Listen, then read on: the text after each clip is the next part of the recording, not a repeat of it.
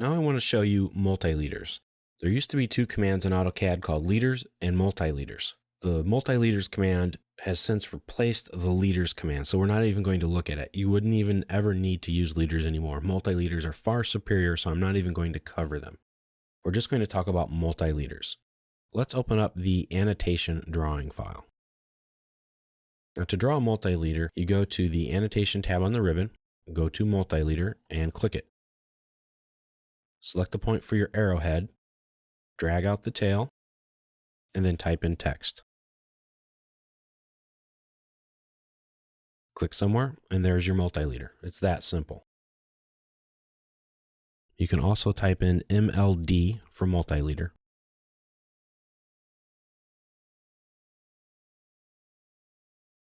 Once you're finished, don't press enter. That'll just give you a second line. Just click with your left click of your mouse, and it will go in. Now to edit this text, just double click it, select your text that you want just like you would in a regular text editor, and change it. If I double click it, I also get this little arrow thing here, and that will wrap everything around so you can see it better.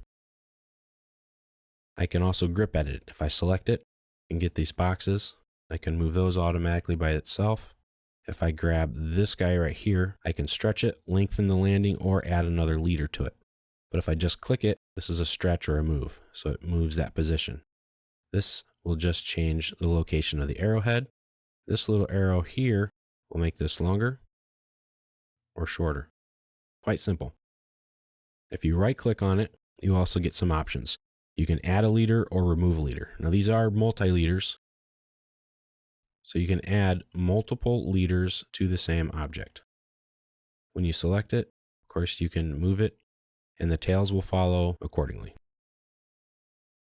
So that's kind of an idea of what you get here. So if I select it, I can right click and select remove leader, and I just pick the leaders that I want to get rid of. And the rest will remain. Now if I have multiple leaders and I want to align them, I can use a lot of these different tools right here. I can select here to align, and I pick my multiple leaders, press return. Now I pick my leader I want them to all line up with, and I can kind of move my cursor around, and that will align them all up, which is really nice. Now this option right here is to collect. This gets all of your multi-leaders so that they're all kind of together. Now multi-leaders have something similar to text and dimensions in that they have a style. If I click on this button here, I can get to my different styles that I have set up. And to create a new one, just click on the new button, give it a name. I'm just going to call this circle. Click continue, and here are your settings. You have 3 tabs.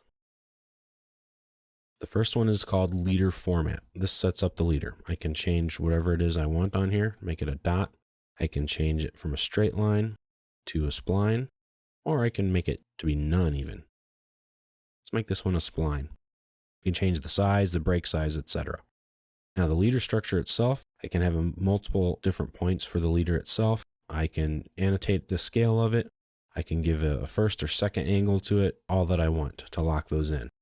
The content is really cool because here is where you get very powerful with the leader styles.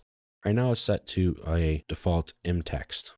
I can also go to a block, and it has several blocks in here. I'm going to make this one a circle tag. If you have a block yourself, you can get one of those. But you also have the detail tag that has a top and bottom text to it. You have a slot, a circle, a box, hexagon, or a triangle. Click OK. We're going to set this one current. Click close. Now when I draw my multi-leaders, this is kind of what they look like. And then it gives you this field here. Type in the number 1, click OK. And there's a nice little call out. I'm going to draw in another one.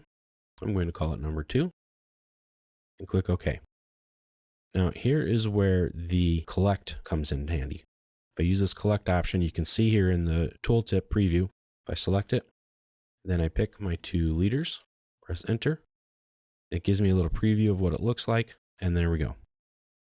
So I can kind of combine them together because I want these 2 notes to show up on my drawing.